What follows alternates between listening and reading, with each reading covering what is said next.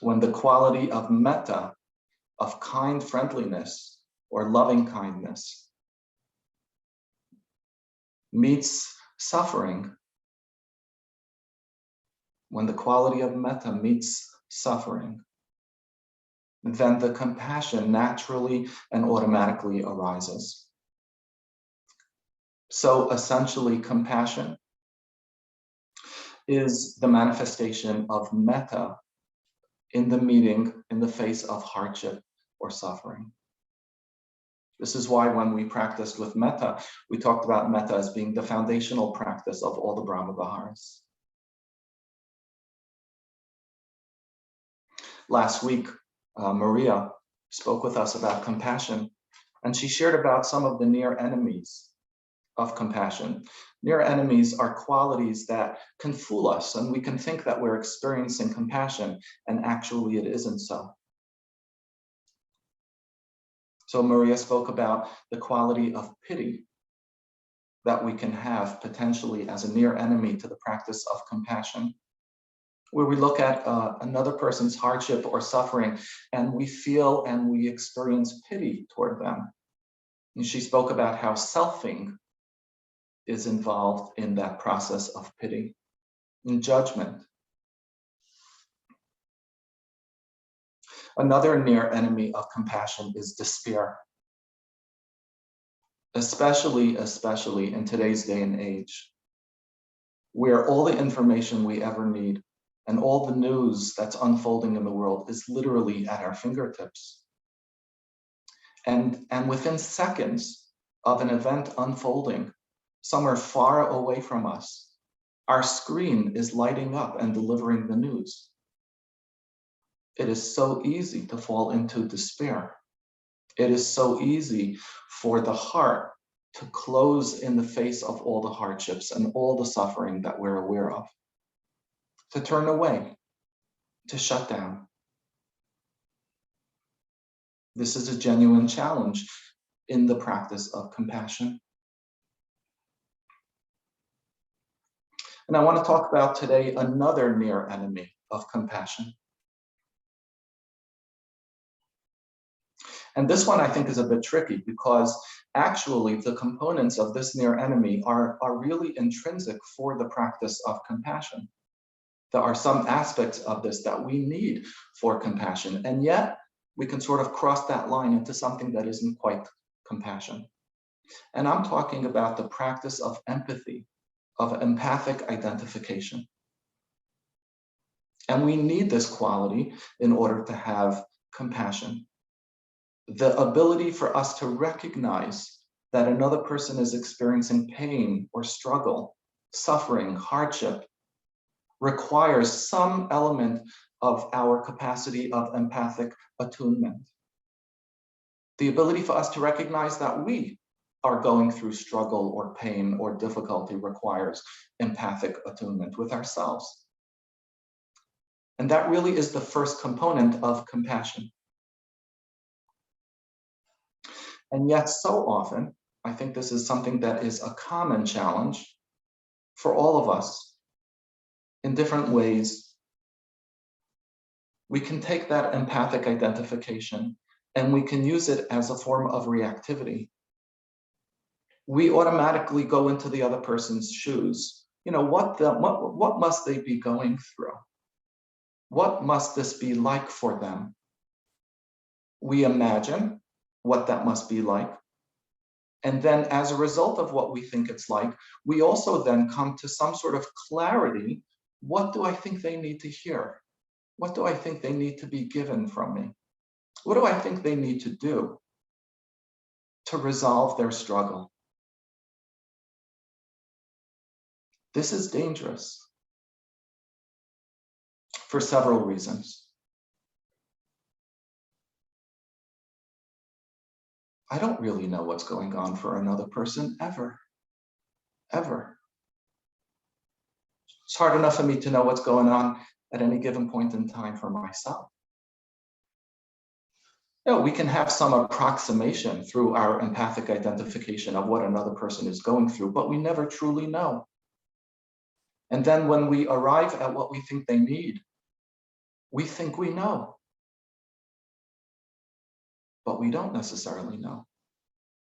You know when we know when they tell us, when they share that with us, when they ask us for something, then we know, but we don't know until then.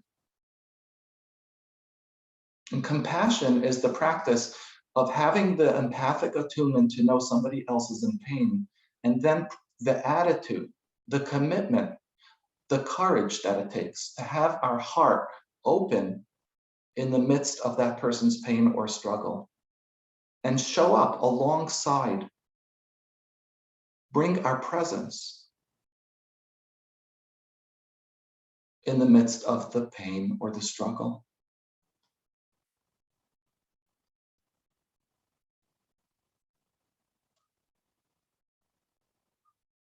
I'd read recently that Ram Dass used to go and visit people that were dying.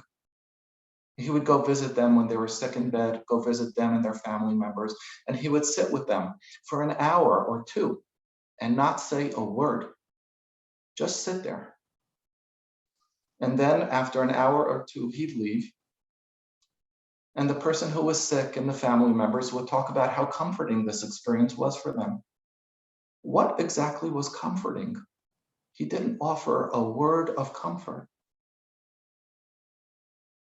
He did offer something though, right? Something was being offered.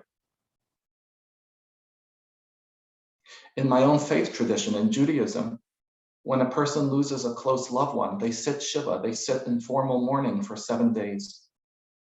And the Jewish tradition is that when you come to visit the person who's sitting Shiva, you don't begin a conversation. You wait until the person who's actually the mourner opens a conversation with you. And then you can join them in conversation. And this is something that I find many people don't quite fully appreciate, the wisdom, the deep, deep wisdom in this.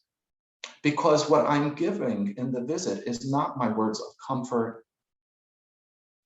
It's not necessarily even the identification of, I also lost my mom or this or that. It's my presence. It's my heart showing up in the face of your loss, in the midst of your pain.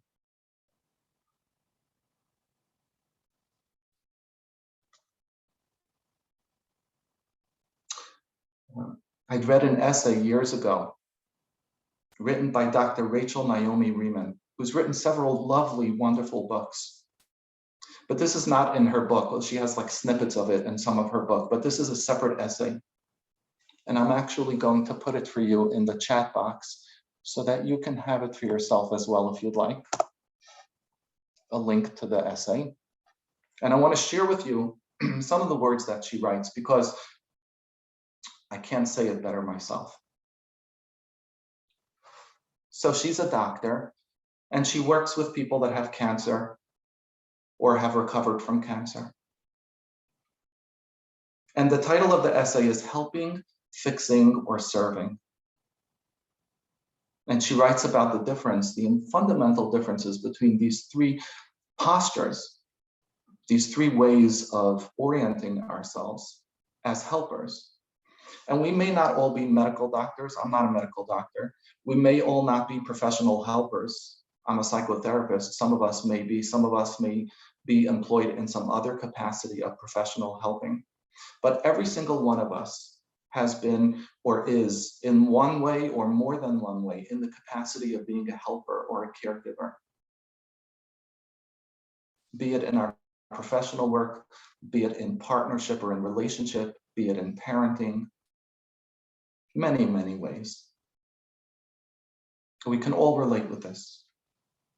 Here's what she writes.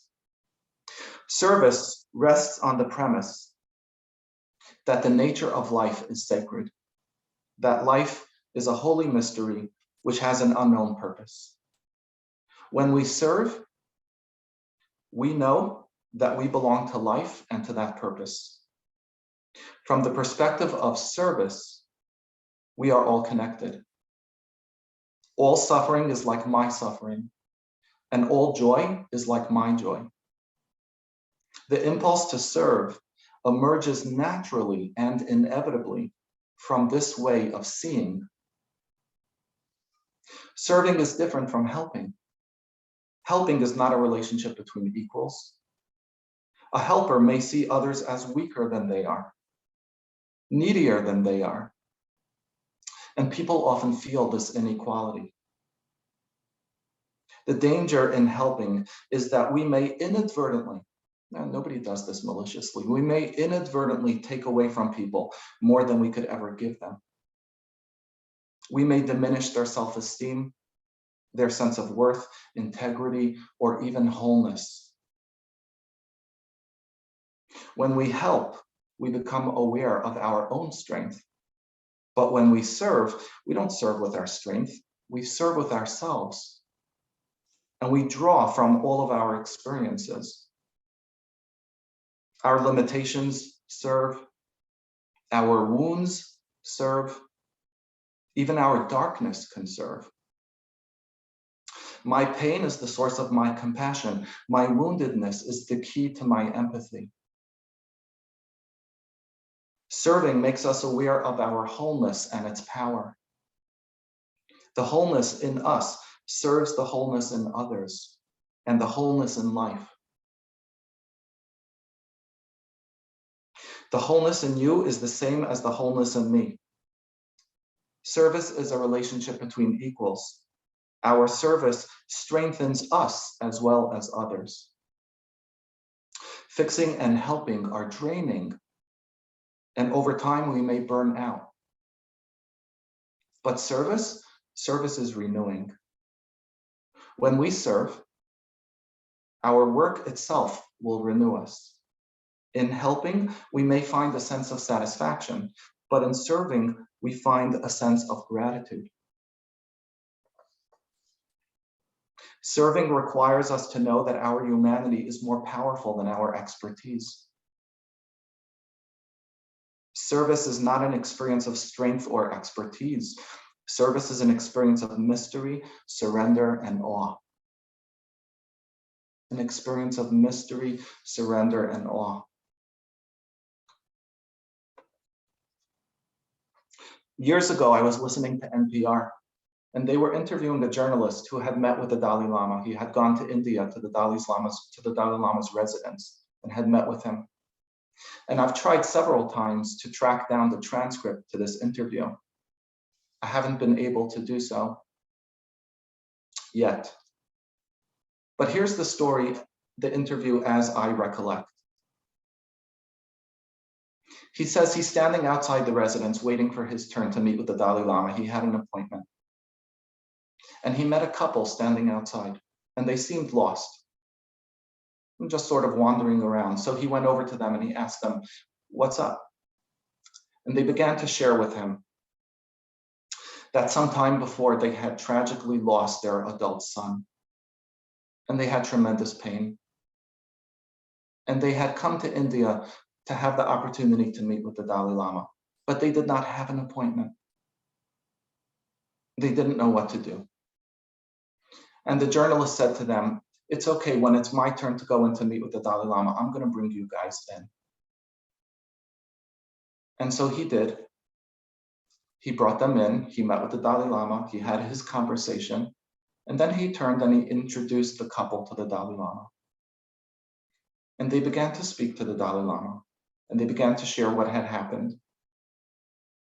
And as they shared the story of their loss, they both began to break down, uncontrollably crying, as if their loss was fresh, as if it had just happened. And the Dalai Lama is just sitting and looking at them as they're talking, as they're crying. And then he takes the husband's face in his hands like this. He holds the husband's face in his hands and he looks him right in the eye and he says, "Tears, tears, tears, pain, pain, pain." And then he takes his hands and he takes the wife's face and he does the same exact thing. He looks right at her as he's holding her face and he says, "Pain, pain, pain, tears." And then shortly after that, the conversation is over and they leave. The journalist goes outside and he finds the couple and he goes over to them and he says, "What just happened?" And they said to him, "Well, we began to share with the Dalai Lama what had happened. Our pain was great. We were crying. And we just experienced a certain comfort and a certain presence that he offered to us that we hadn't experienced until now. We hadn't been given. And this was comforting."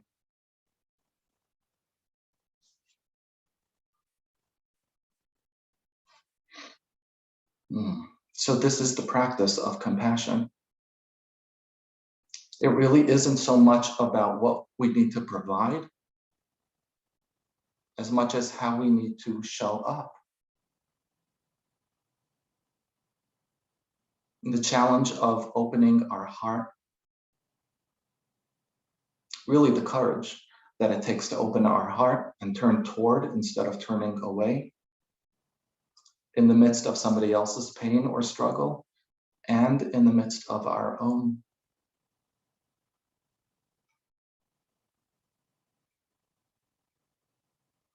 So the empathy piece of compassion is that quivering of the heart, the attunement, the resonance. Oh, there's pain here, there's struggle here, there's suffering here. And the practice of karuna, the practice of compassion, is the turning of the heart toward this pain. The willingness. Yeah. Thank you.